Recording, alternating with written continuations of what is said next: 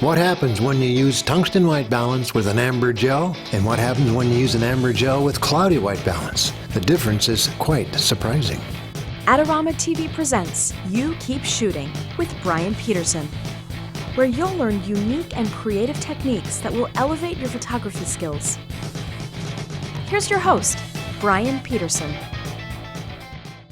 Hey, when it comes to flash, did you know that your white balance choice can have a tremendous impact on what happens to the overall flash exposure? Hi, I'm Bryan Peterson, and you are watching AdoramaTV. I'm here in downtown Seattle in the industrial area near the Safeco field. In case you're wondering where this elephant car wash sign is located, it's on 4th Avenue South. And I'm here with my model Amanda, and I'm here also with my flash, which has a CTO on here, color temperature orange, a light orange amber gel. And there's a reason for that. Not because I want to warm her face up, but because I'm shooting in this case with tungsten white balance. The tungsten white balance is going to make that sky, which is a dull gray, come alive with the color blue. This amber gel subsequently is going to illuminate her in normal white light because of the tungsten white balance. So normally, which we'll see the other example where the gel is being used but in daylight balance, you'll see the difference here momentarily. So to set this up, I've got my 24 to 85 on. A little bit of rain here too, by the way, so if there is rain on this video, that explains the reason why. I'm going to be shooting this at f16. I'm adjusting for the ambient light, which is up there on that sign, and right now f16 is giving me an exposure time of a 30th of a second. I can hand hold that, not much trouble there.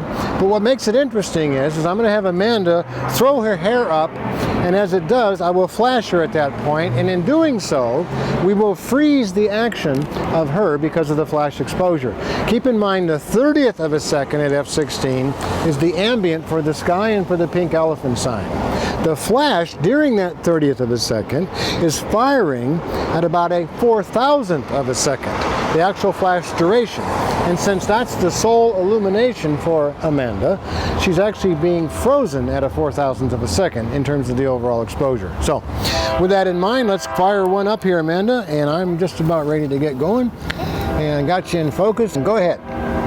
All right, take a look at that, and I think you'll agree. Interesting, no doubt. Frozen head.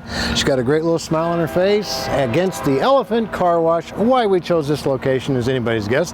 Got some color. It's just a location you wouldn't expect. So, the idea of the water spout of the elephant coming down and the idea of a, quote, hair spout going up, maybe that's the reason why we chose to shoot this. Now, let's do one more. I'm going to change my white balance here to, in this case, cloudy. And you'll notice when I do that, the sky itself now is no longer blue. Let's try one more, and go ahead. Okay, take a look at that. As you can see, she is now much warmer, but you also don't have the blue sky any longer. So the choice is yours on how you choose to do this, but more importantly, it's just another opportunity for you to do a little bit of freezing action with flash and also mess around a little bit with your tungsten white balance. Until next time, this is Bryan Peterson saying, you keep shooting.